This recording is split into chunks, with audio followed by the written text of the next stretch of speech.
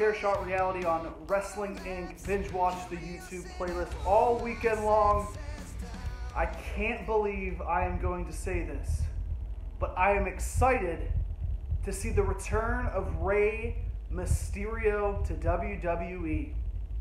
I've been highly critical of Rey Mysterio his entire career. He just wasn't my cup of tea, much like some other guys weren't my cup of tea, Eddie Guerrero, Chris Benoit. I never said that they weren't great at what they did, it just wasn't my thing.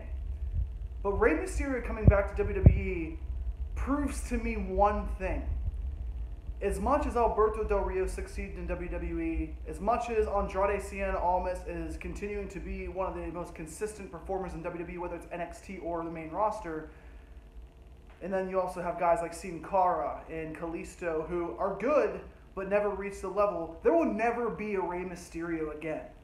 And that's why WWE needed to sign Rey Mysterio to perfectly end his wrestling career. Now, Rey Mysterio has had knee injuries. He's had knee surgeries. I've seen his knee surgeries 5 times, 7 times in my left knee. But this is the perfect opportunity for Mysterio to come back to WWE because feuds are aplenty. Rey Mysterio doesn't need to be a champion. Rey Mysterio can be very similar to what Chris Jericho was and be a consistent, solid, mid-level to top-tier main event performer. SmackDown has been very interesting, and I think he's the perfect fit for SmackDown for a handful of reasons. You have feuds like Shinsuke Nakamura. You have feuds with guys like Andrade Cien Almas. There's also guys that you could be doing some unfinished business with, maybe a Randy Orton. Rey Mysterio has the opportunity to not establish himself as the best luchador of all time or cruiserweight of all time, because he already is that, but he left on such average and blah terms that many people didn't think they'd be excited to see him, and it might not necessarily have been his fault.